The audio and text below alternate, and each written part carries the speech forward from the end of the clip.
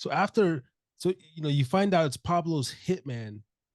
You then he then places a bounty on your head.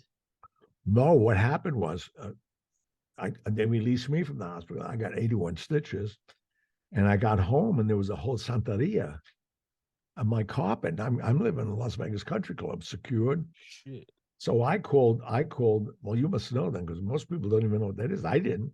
Yeah. So I called Detective Coots, with the Las Vegas Police Department, and he said, "Let me call." We called somebody at the university, and they told us what this meant, because my kids' pictures were with salamanders through them. This whole thing on my carpet, and he said, "You're marked for death." He's with them. They're going to kill your pets, your children, your neighbors, you last. So I said, "Oh, I got to get straighten this out."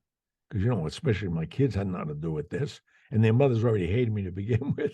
Yeah. So I flew to New York to see a guy who hated me since we met each other at 16. His name was John Gotti. And now he's the boss. And I met him with O'Neill, his mentor, and Carlo Gambino, which, I was there all my life. And I said, as soon as I walked into the club, the Ravenite, 247 Mulberry Street, he said, "Oh, look, and now the actor's a killer," because it was all over the news. In 3 days, it was everywhere. And I said, "John," I said, "I'm not a killer. You don't understand what went on."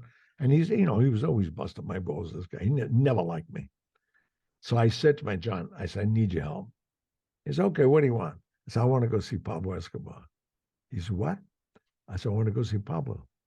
He said, "You're going to go see him?" I said, "Yeah." He said, "I'm going to buy you the ticket." And he did. And I went down there. He never thought I'd come back. Did he think, oh, and that's why, because he's thinking, "Oh, this, I'm getting rid of this guy for finally." Yeah.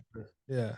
Well, John's ego, which I found out later on, because I made the movie The Godfather, and he was the Teflon Godfather, he was this and that. Every time I'd like go to regimes or go somewhere and he was already in the room, and I'd walk in, people would go, just because I made these movies.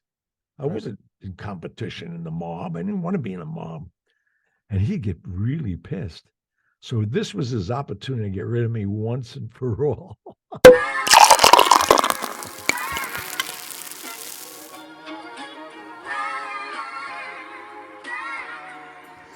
Harry's drinking again.